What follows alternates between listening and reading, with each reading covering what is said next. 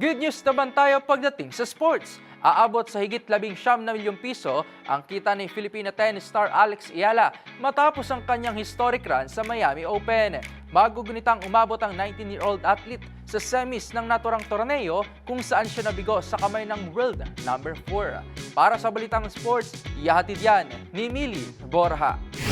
Patuloy ang pagangat ng Filipina tennis star na si Alex Ayala matapos ang kanyang makasaysayang kampanya sa 2025 Miami Open, kung saan umabot siya sa semifinals at matitiyak ang premyong $332,160 o higit 19 million pesos. Ang halagang ito ay mahigit 10 beses na mas malaki kaysa sa kanyang kabuang naipanalong premyo noong buong season na umabot lamang sa $32,000.